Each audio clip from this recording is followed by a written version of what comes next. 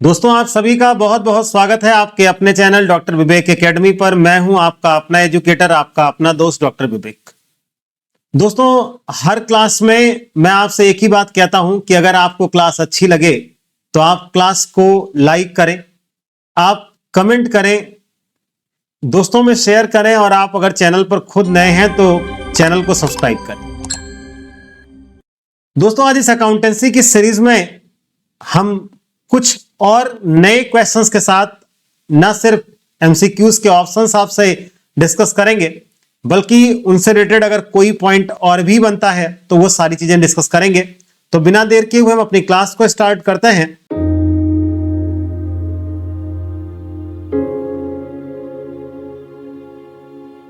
और हमारा पहला क्वेश्चन है,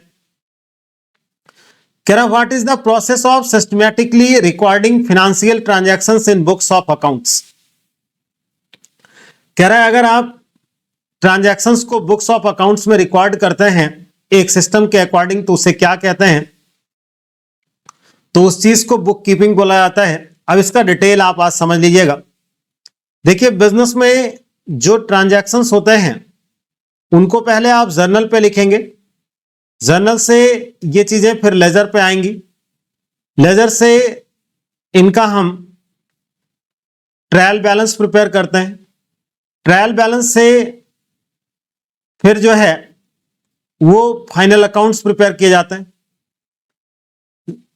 ट्रांजैक्शन से जर्नल, जर्नल से लेजर, यहां तक का काम ट्रेडिशनली ये बुक कीपिंग कहलाता है। लेजर के बैलेंसेस से लेके यहां तक का काम ये आपका अकाउंटिंग कहलाता है।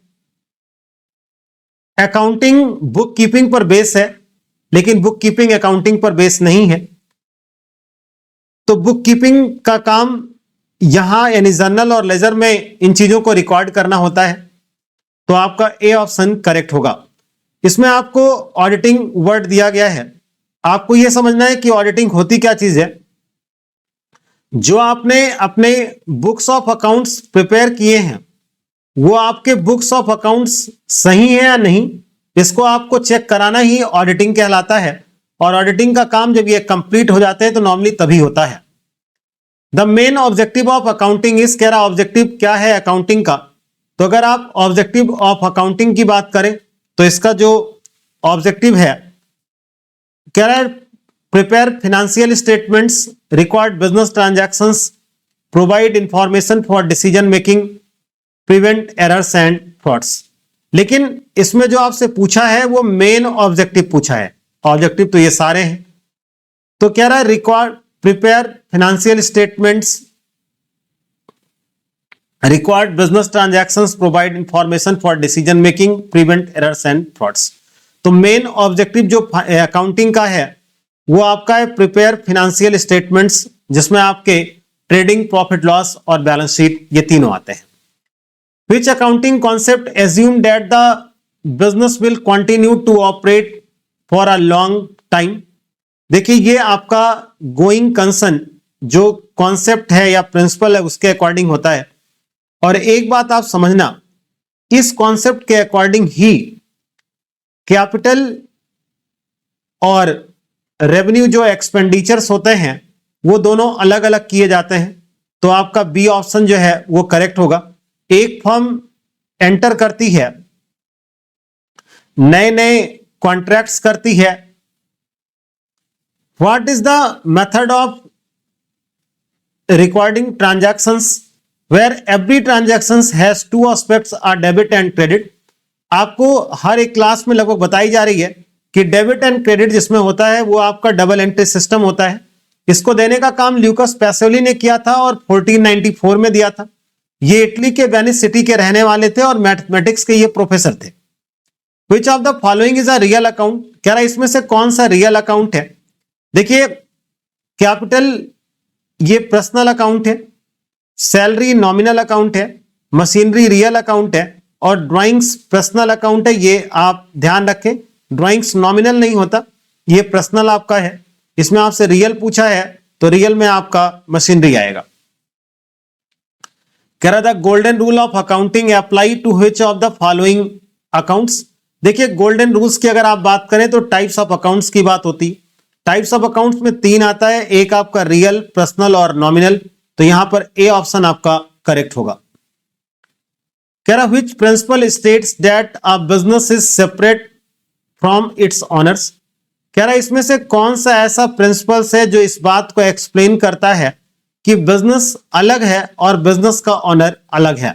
देखिए बिजनेस और बिजनेस के ऑनर दोनों अलग अलग हैं। इस चीज को बताने का काम बिजनेस एंटिटी कॉन्सेप्ट या सेपरेट एंटिटी कॉन्सेप्ट करता है। According to the money measurement concept which of the following will be recorded in the books of accounts. कह रहा मनी मेजरमेंट कॉन्सेप्ट के अकॉर्डिंग कौन सा इसमें ऐसा है जो बुक्स ऑफ अकाउंट्स में रिकॉर्ड किया जाएगा। Quality of management, financial health of business, value of building in rupees, market reputation of business. ये 4 पॉइंट्स आपको दिए। कह रहा है इसमें से कौन सा ऐसा है जो मनी मेजरमेंट कॉन्सेप्ट के अकॉर्डिंग रिकॉर्ड किया जाएगा। तो इसका मतलब जो चीजें मनी में एक्सप्रेस हो सकती हैं। तो क्वालिटी ऑफ मैनेजमेंट ये मनी में एक्सप्रेस नहीं होगा। फाइनेंशियल हेल्थ ऑफ बिजनेस ये नहीं होगा। मार्केट रेपुटेशन की बात कर रहा है, ये भी नहीं होगा। यहां पर value of building in rupees कह रहा है। तो मनी मेजरमेंट कॉन्सेप्ट कहता है वो सारी चीजें जो पैसे में एक्सप्रेस हो सकती हैं उन्हीं को हम लिखते हैं। देखिए अगर आपको अकाउंटिंग कॉन्सेप्ट डिटेल में पढ़ना है तो मैं आपसे कहूंगा कि चैनल पे वीडियो पड़ा है, आप उसको देख सकते हैं। The process of grouping transactions of a similar nature is called. देखिए सिमिलर नेचर के ट्रांजैक्शंस को जब आप एक साथ लिखते हैं तो उसको हम क्लासिफिकेशन बोलते हैं। और क्लासिफिकेशन जो किया जाता है वो लेजर में किया जाता है।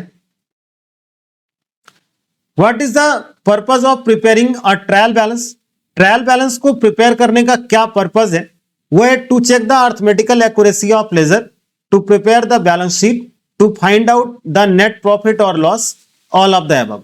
तो ट्रायल बैलेंस जो आप प्रिपेयर करते हैं वो अर्थमेटिकल एक्यूरेसी के नाते चेक करते हैं। ट्रायल बैलेंस एक पर्टिकुलर पॉइंट ऑफ टाइम पर बनता है, इसीलिए एज ऑन या एज एट का यूज किया जाता है। Trial balance double entry system का पार्ट नहीं होता। ट्रायल बैलेंस अकाउंट नहीं है, यह स्टेटमेंट होता है। The term asset refers to amount owned by the business, resources owned by the business, revenue of the business, expenses of the business. तो अगर टर्म एसेट्स की आप बात करें तो इसमें यह कह रहा कौन सा है, amount owned by the business, जो भी चीजें resources owned by the business, तो जो बिजनेस के रिसोर्सेस ओन्ड हैं वो एसेट्स होते हैं। अ लायबिलिटी रिप्रेजेंट्स, कह रहा लायबिलिटीज क्या है, an amount owed by business to external parties. देखिए लायबिलिटी में कैपिटल भी आता है, लेकिन मेनली जब लायबिलिटी की बात होती है तो वो एक्सटर्नल या आउटसाइड की बात होती है, जो कैपिटल को छोड़ करके होती है। The accounting principle of conservative states that, देखिए इसका जो मेन है वो ये है कि प्लेइंग सेफ। और इसमें एक बात आती है कि जो भी एंटीसिपेटेड लॉस है वो शुड बी रिकॉर्डेड, यानी फ्यूचर में जो लॉस हो सकते हैं उनको रिकॉर्ड किया जाएगा, लेकिन जो प्रॉफिट है उसको रिकॉर्ड नहीं किया जाएगा। All profit should be recorded only when realised. तो ये सी ऑप्शन आपका है। तो बी और सी ये आपका करेक्ट है, यानी डी ऑप्शन सही होगा। Which of the following is an example of nominal account? देखिए बैंक का कोई ना कोई, स्टेट बैंक, आंध्रा, विजया, केनरा नाम है, इसलिए अगर आप बैंक की बात करें तो बैंक पर्सनल अकाउंट आएगा। कैपिटल उस प्रोपराइटर को डिनोट करता है, यह आपका पर्सनल अकाउंट में आएगा। बिल्डिंग बिजनेस के लिए एसेट्स है, ये रियल अकाउंट है। कमीशन जो है, कमीशन, इंटरेस्ट, चैरिटी, डोनेशन, ये नॉमिनल अकाउंट में आएगा। आपसे नॉमिनल पूछा है तो सी ऑप्शन करेक्ट होगा। The business transactions goods sold on credit to mister Sharma will affect which two account. कह रहा गुड्स सोल्ड किया गया मिस्टर शर्मा को, कौन सा अकाउंट इफेक्ट करेगा। तो एक तो देखो शर्मा का अकाउंट तो इफेक्ट करेगा ही करेगा, और एक गुड्स अकाउंट। अब इसमें आप चेक कर लो। तो इसमें जब आप चेक करेंगे तो एक तो मिस्टर शर्मा का अकाउंट और दूसरा जो है वो सेल्स अकाउंट। तो बी ऑप्शन आपका करेक्ट होगा। What is the process of entering a transactions into journal? कह रहा जर्नल में जब आप नोट करते हैं तो उसे जर्नलाइजिंग बोलते हैं। A journal entry with more than one debit or credit than one credit is called। जब एक साथ कई डेबिट या कई क्रेडिट होते हैं तो उसे हम लोग कंपाउंड एंट्री बोलते हैं। जैसे एग्जांपल समझिएगा, एक डेट पर आपने सैलरी पेड किया तो आपने लिखा सैलरी अकाउंट डेबिट। एक ही डेट पर आपने रेंट पेड किया तो आप लिखोगे रेंट अकाउंट डेबिट। एक ही डेट पर आपने इंटरेस्ट पेड किया तो इंटरेस्ट अकाउंट डेबिट। एक ही डेट पर आपने कमीशन पेड किया तो आप लिखेंगे कमीशन अकाउंट डेबिट। और इन सब को कैश में पेड हुआ है तो टू कैश अकाउंट करेंगे। तो देखिए कई सारे डेबिट हैं और एक सिंगल क्रेडिट है, तो ऐसी एंट्रीज को कंपाउंड एंट्री के नाम से हम जानते हैं। कह रहा what does the narration in a journal entry. Narration होता क्या चीज है, तो a brief explanation of transactions, ये आपका सी ऑप्शन करेक्ट होगा। The book of final entry is, देखिए फाइनल एंट्री का मतलब ओरिजिनल बुक की नहीं बात कर रहा, प्रिंसिपल बुक की बात कर रहा है। प्रिंसिपल बुक में आपका लेजर आता है। The process of finding the net balance of an account in the ledger is called. कह रहा है आपको बैलेंस का पता करना है और बैलेंस का पता करने को बैलेंसिंग बोलते हैं। The contra entry is used to record which of the following. कह रहा है कॉन्ट्रा एंट्री कब होती है। देखिए पहली बात तो यह समझ लें, कॉन्ट्रा एंट्री का मतलब यह है कि जब आप कैश बुक मेंटेन करते हैं और ये कैश बुक आप मेंटेन करते हैं किसके साथ, बैंक के साथ में, यानी cash book with bank column भी आप बनाते हो, तो आपकी कॉन्ट्रा एंट्री की स्थिति आती है। ऐसा होता कब कब है, जब आप कैश को डिपॉजिट इनटू द बैंक, यानी कैश आप बैंक में डिपॉजिट करते हैं, या आप कैश को विड्रॉ करते हैं from bank for office use, यानी बैंक में रुपया जमा किया या बैंक से रुपया निकाला ऑफिस यूज के लिए, तो कॉन्ट्रा एंट्री पास होती है। तो सी पॉइंट कह रहा है कैश डिपॉजिट और विड्रॉन फ्रॉम द बैंक, तो सी ऑप्शन करेक्ट होगा। Which of the following is the part of ledger. Ledger का इसमें से कौन सा पार्ट है, तो लेजर में पर्सनल, रियल, नॉमिनल तीनों आते हैं। ये डी ऑप्शन आपका करेक्ट होगा। कह रहा in the ledger a credit balance on a nominal account signifies. कह रहा है क्रेडिट बैलेंस और नॉमिनल की बात कर रहे हैं, तो नॉमिनल अकाउंट के क्रेडिट में इनकम और रेवेन्यू आते हैं, तो इसका सी ऑप्शन इनकम और रेवेन्यू आपका सही होगा। The source document for a sales return is. देखिए इसमें credit note, debit note, invoice, receipts, ये तीन आपको दिया है। कह रहा source document for a sales return. देखिए जब सेल्स रिटर्न होता है तो जर्नल एंट्री पास होती है sales return account debit to उस पर्टिकुलर कस्टमर, यानी मान लीजिए वो डेटर्स है और उसका नाम ए था, तो sales return account debit to A आपने किया। तो ये कह रहा है इसमें से कौन सा नोट प्रिपेयर होगा, तो ऐसे सिचुएशन में आपने ए के अकाउंट को क्रेडिट किया तो your account has been credited, तो यहां पर क्रेडिट नोट का यूज किया जाएगा। An entry in the purchase book is posted to. कह रहा है कि an entry in purchase book is posted to. देखिए अगर आप परचेज बुक की बात करें तो परचेज बुक ये सब्सिडरी बुक्स में आएगा, यानी ये जर्नल का पार्ट है। तो जब आप लेजर प्रिपेयर करेंगे तो परचेज अकाउंट आपको बनाना पड़ेगा और परचेज अकाउंट के डेबिट साइड में आप इसको पोस्ट करेंगे, क्योंकि परचेज बिजनेस के लिए एक्सपेंस होता है।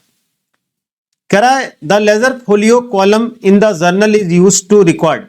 कह रहा लेजर फोलियो कॉलम का यूज जर्नल में करते हैं क्या रिकॉर्ड करने के लिए, journal page number, ledger page number, तो लेजर का पेज नंबर नोट करने के लिए करते हैं।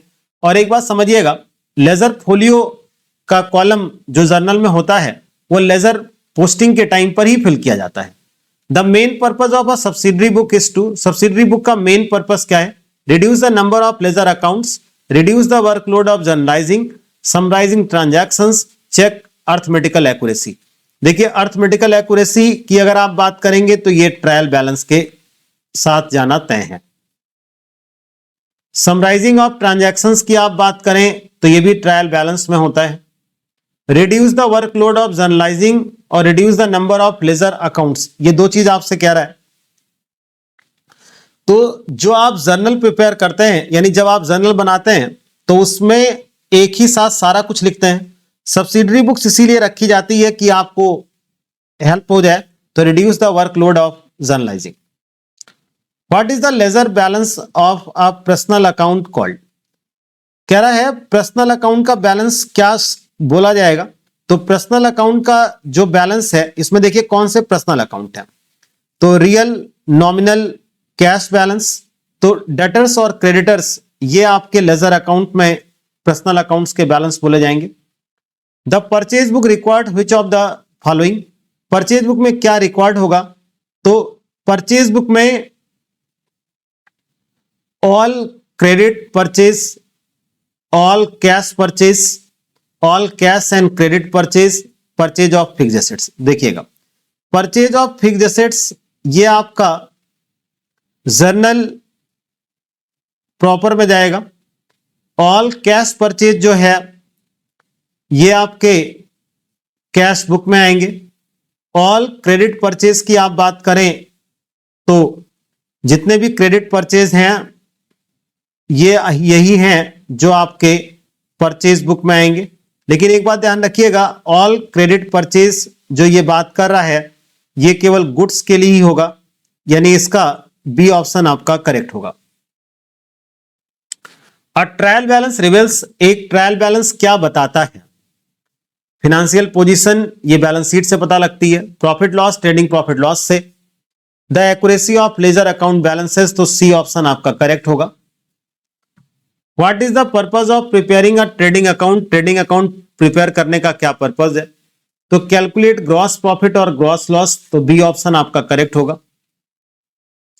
The balance of the profit and loss account is transfer to, यानी प्रॉफिट लॉस अकाउंट का जो बैलेंस ट्रांसफर, यानी बैलेंस जो प्रॉफिट लॉस अकाउंट में ट्रांसफर किया जाता है वो क्या है?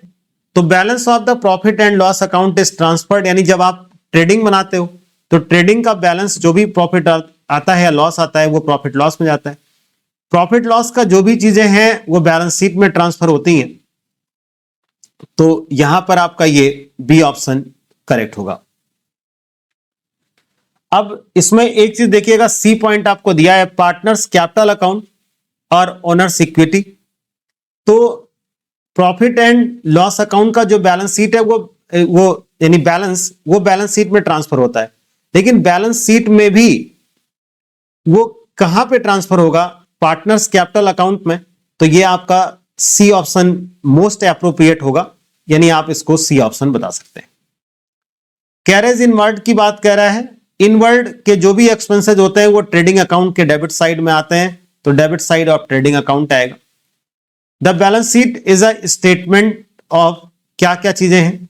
एसेट्स और लायबिलिटीज और कैपिटल, ये तीन चीजें आती हैं। The balance sheet is a statement, same question था। What the depreciation represent? कह रहा डेप्रिसिएशन क्या है? तो ये कह रहा decrease in value of an asset. Outstanding salaries are shown. देखिए आउटस्टैंडिंग का मतलब to be paid in future, यानी आने वाले कल में आपको देना है, तो ये लायबिलिटी है, तो बी ऑप्शन आपका करेक्ट होगा। The formula for gross profit, gross profit का फॉर्मूला होता है sales minus cost of goods sold, A option correct होगा। कॉस्ट ऑफ गुड्स सोल्ड की आप बात करें तो इसका फॉर्मूला है opening stock plus net purchase plus direct expenses minus closing stock. The expenses incurred to earn revenue from operations are called. कह रहा है वो सारे एक्सपेंसेस जो इनकर्ड किए गए हैं रेवेन्यू जनरेट, रेवेन्यू का मतलब सेल्स के लिए, इसको आप क्या बोलेंगे? डायरेक्ट एक्सपेंसेस, इनडायरेक्ट, ऑपरेटिंग, और फिर कह रहा है बी एंड सी। कह रहा है ऐसा कोई भी एक्सपेंसेस जो हम, the expenses incurred to earn revenue from operations, यानी रेवेन्यू फ्रॉम ऑपरेशंस की आप बात करें, उसके लिए जो एक्सपेंसेस इनकर्ड किए जाते हैं उसे हम क्या बोलते हैं? तो उसे इनडायरेक्ट एक्सपेंसेस, और इनडायरेक्ट एक्सपेंसेस का ही पार्ट है ऑपरेटिंग एक्सपेंसेस, क्योंकि इसमें ऑपरेटिंग और नॉन ऑपरेटिंग दोनों आते हैं, तो डी ऑप्शन आपका करेक्ट होगा। Prepaid expenses are shown, prepaid business के लिए एसेट्स है। The trial balance does not tally indicates, क्या इंडिकेट करता है? An error in the account, यानी बी ऑप्शन आपका करेक्ट होगा। The net profit calculated in profit and loss account is transferred to, आपने जो प्रॉफिट या लॉस कैलकुलेट किया है प्रॉफिट लॉस अकाउंट में, वो आप ट्रांसफर कहां करेंगे? आप देखिएगा बैलेंस शीट यहां पर करेक्ट होगा, क्योंकि यहां पर कैपिटल या इक्विटी जैसे वर्ड नहीं दिए गए हैं। विच of the following is considered and indirect expenses, इसमें से कौन सा इनडायरेक्ट एक्सपेंसेस है? देखिए फैक्ट्री रेंट डायरेक्ट है, वेजेस डायरेक्ट है, रॉ मटेरियल डायरेक्ट है, ऑफिस सैलरी इनडायरेक्ट है, तो सी ऑप्शन आपका करेक्ट होगा। एन एक्रूड इनकम इज, कह रहा है एक्रूड इनकम क्या है? ऐसी कोई भी इनकम जो आपने कमा तो ली है लेकिन आपको अभी तक मिली नहीं है, इसी को हम लोग अर्न्ड इनकम के नाम से भी जानते हैं, तो आपका सी ऑप्शन करेक्ट होगा। कह रहा था main objective of preparing a balance sheet is to show, balance sheet को प्रिपेयर करने का मेन ऑब्जेक्टिव क्या है? कह रहा financial position of a business on a specific date, ये आपका बी ऑप्शन करेक्ट होगा।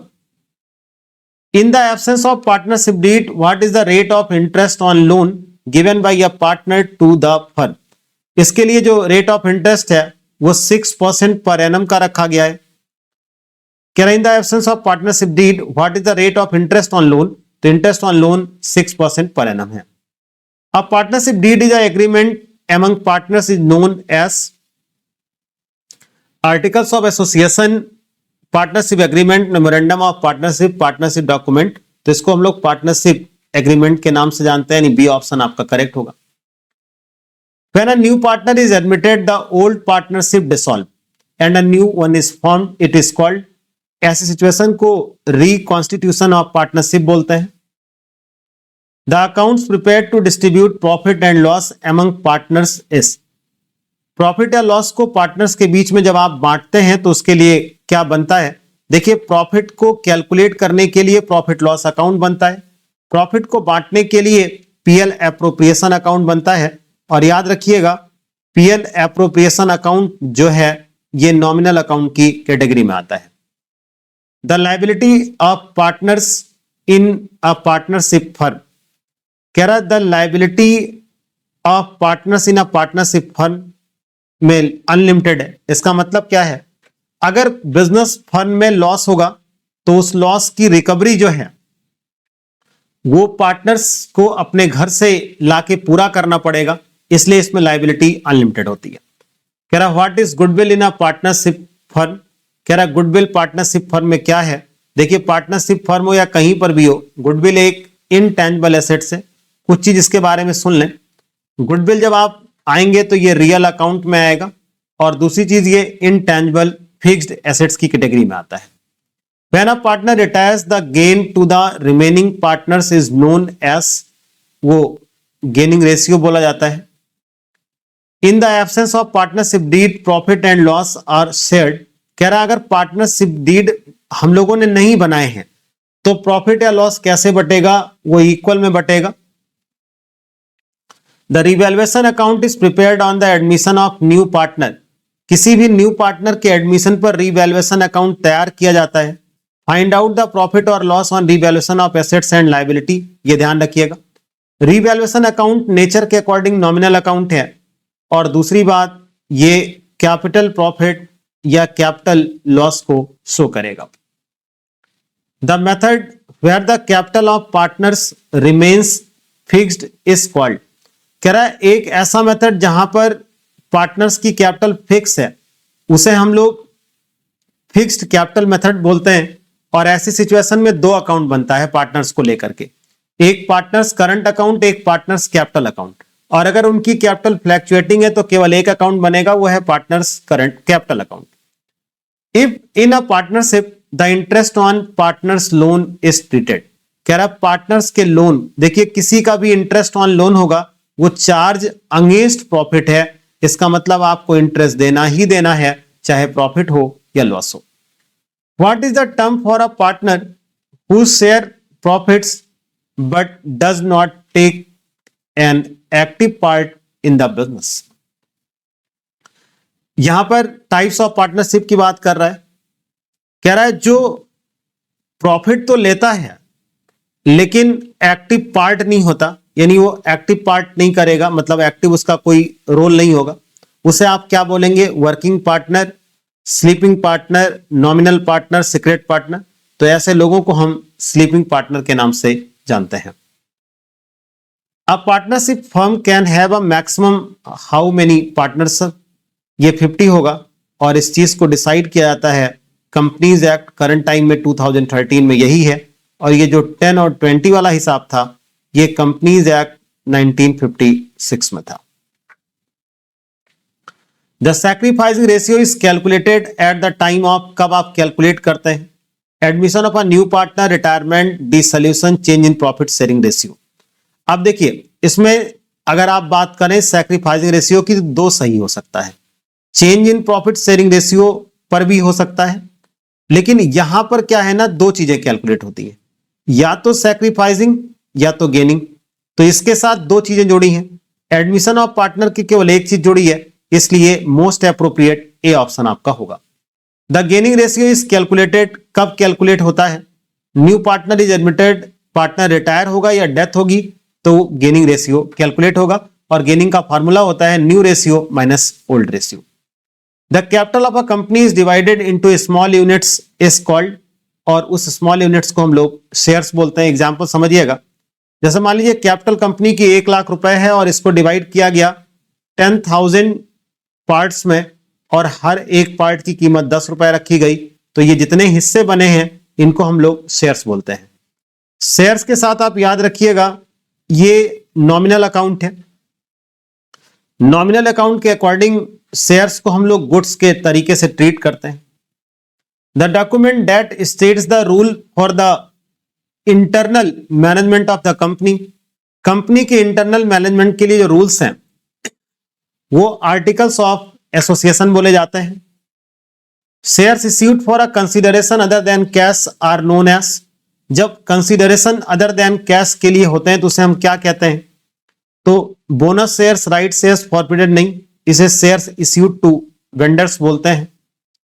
अ shares holder receives a return on their investment in the form of, कह रहा है शेयर्स में अगर आपने पैसा लगाया है तो आपको रिटर्न में क्या मिलेगा? आपको रिटर्न में डिविडेंड मिलेगा। The maximum amount of capital that a company is authorised to issue is called, वो मैक्सिमम अमाउंट क्या होगी जो एक कंपनी इश्यू कर सकती है उसे हम अथोराइज्ड कैपिटल कहते हैं। अथोराइज्ड का पार्ट इश्यूड होता है, इश्यूड का पार्ट सब्सक्राइब्ड, और सब्सक्राइब्ड का ही पार्ट कॉल्ड अप होता है। फॉरफीचर ऑफ शेयर्स मींस, देखिए होता क्या है, जब कंपनी पार्ट पेमेंट लेती है तो उसमें application, allotment, first call, second call और फाइनल कॉल, मेनली ये स्टेप्स होते हैं। एक कंपनी मैक्सिमम 3 कॉल कर सकती है, करे ना करे उसकी मर्जी। अब मान लीजिए आपने एप्लीकेशन का दिया, अलॉटमेंट का दिया, कॉल्स का पैसा आप नहीं दे पाए, तो ये कॉल्स इन एरियर बोला जाएगा। कंपनी आपको नोटिस देती है कि आपने जो पैसे दे दिए वो रिटर्न नहीं किए जाएंगे, ये फॉरफीचर ऑफ शेयर्स है। तो इसका क्या है? Cancellation of shares due to non payment of calls, ये ऑप्शन आपका करेक्ट होगा। A company shares capital consist of, कह रहा है कंपनीज के शेयर्स कैपिटल में क्या क्या आते हैं? तो 2 शेयर्स होते हैं, एक इक्विटी और एक प्रेफरेंस। दोनों में डिफरेंस समझिएगा, जिसमें हाई रिस्क है वो इक्विटी है, जिसमें लो रिस्क है वो आपका प्रेफरेंस है। दूसरी चीज आप समझें, जिस पे रेट ऑफ डिविडेंड पहले से फिक्स है वो प्रेफरेंस है, जिस पे रेट ऑफ डिविडेंड पहले से फिक्स नहीं है वो इक्विटी वाला है। What is the minimum number of members required for a private company? देखिए एक प्राइवेट कंपनी के लिए मिनिमम 2 होते हैं और एक पब्लिक कंपनी के लिए मिनिमम 7 पर्सन्स होने चाहिए। The capital that has been called up by the company from its share holder is known as, कह रहा है कि the capital that has been called by the company from its share holder is known as. Share holder से जो पैसा company के द्वारा मांगा गया है उसे क्या बोला जाएगा? तो मांगा गया नाम ही है कॉल्ड अप, तो उसे हम कॉल्ड अप कैपिटल के नाम से जानेंगे।